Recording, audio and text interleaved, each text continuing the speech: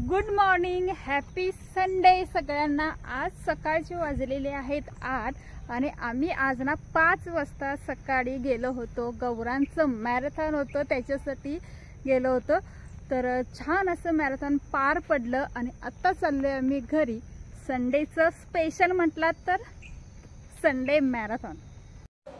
हे पहा, कोल्हापूरमधील सकाळचं वातावरण म्हणाल ना एकदम भारी वाटतं सकाळी। दुपारी ट्रॅफिकमुळे नको वाटतं, पण सकाळचं 5चं वातावरण जर तुम्ही बघितलात तरी देखील गाडीचं चालूच आहे। आपलं रात्रंदिवस हे चालूच असतं। मी आणि गौरांग आम्ही गाडीवरून चाललोय आता।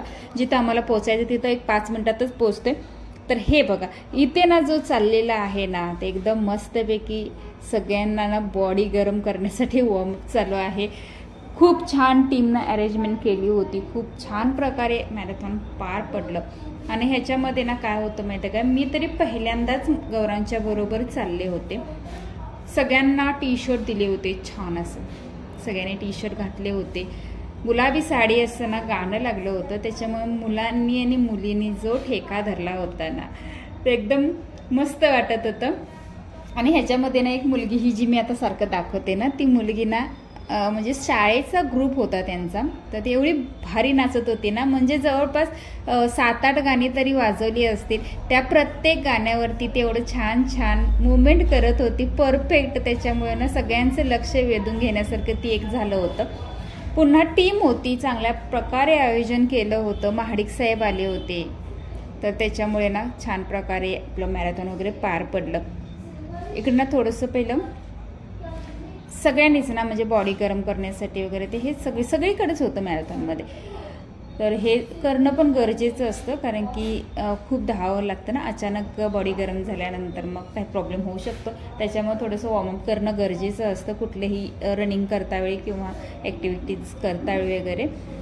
आणि जिमला पण गेल्यानंतर आपण ना थोडंसं वॉर्मअप करून घेतात बघा। पहिला सुरुवातीला थोडंसं बेसिक ना म्हणजे सिंपल स्टेप असतात ना ते करून घेतात। तर अशा पद्धतीनं सगळं झालं। खूप क्राऊड होता, खूप गर्दी होती। माझ्या तरी म्हणजे मी पहिल्यांदाच गौरांच्या बरोबर गेले होते मॅरेथॉन बघण्यासाठी, आणि मला जास्त एक्साइटमेंट होती ती म्हणजे माझ्या लेकाची, गौरांगची।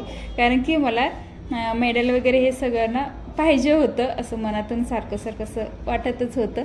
तर त्याच्यामुळे मी खास करून गौरांगसाठी गेले होते।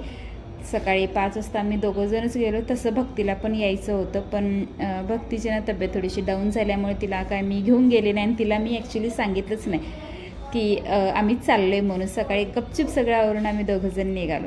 तर आता फायनली फुगे सोडले म्हणजे आपलं फायनल मॅरेथॉन चालू झालेलं आहे। मॅरेथॉन 10 मिनिटांनं संपलं, कारण की इथून काही दिसत नव्हतं, त्याच्यामुळे व्हिडिओ तेव्हा काय करता आलाच नाही। छानपैकी गौरांग माझा बघा, माझ्या लेकाला दृष्टिकोनाची तरी लागेल, तर इकडे ना घेऊन वगैरे आला। आणि येता वेळी ना आम्ही थोडंसं बागेमध्ये थांबलो होतो फोटो वगैरे काढायला, तिथलं हे सीन आहे। तर congratulation Gaurang, Amol Chavan, thank you so much.